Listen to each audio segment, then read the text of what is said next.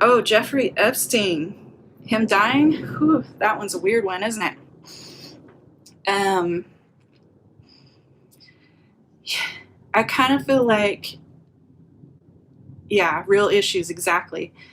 I feel like there's a good reason why we're running with conspiracy issue theories right now. What is a conspiracy theory? A conspiracy theory is just something that you think is happening, but you have no proof of it. And sometimes they can be true. And sometimes, most of the time, they're not. But why do they come up and why are they so popular right now? It's because our government um, doesn't really tell what is going on, right? So that's why WikiLeaks became so popular, because they were exposing things. So there are a lot of things we should know about. I mean, our government is funded by the public, right? Shouldn't we know?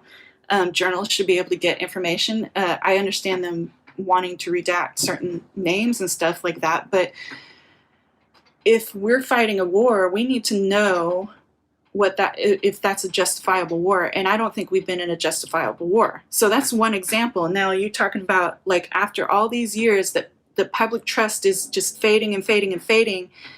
And now you have Jeffrey Epstein, who has, was about to go on trial for pretty much running a sex trafficking ring with underage girls.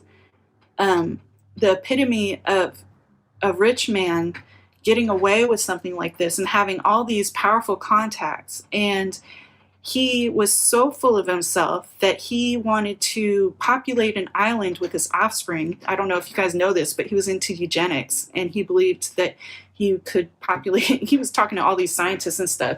So all these things are coming out about him. Now, do I think that he might have committed suicide? It could be possible. He didn't seem to act like he would have. It's kind of hard to say.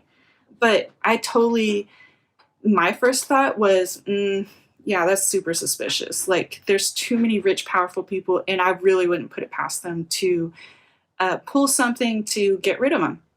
I mean, it's almost like dealing with you're talking about the way the corruption we have, the levels of corruption between government and corporations and all these rich people is like, it's obvious to us right now.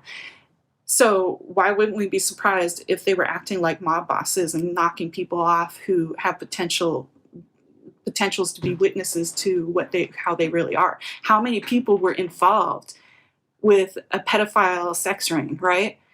That's crazy. But, it's the world we live in right now. And I think that, I'm hoping that journalists will do their job and they will expose the truth. Even if it takes us years, we're going to get the truth to all of this stuff. That's what I want.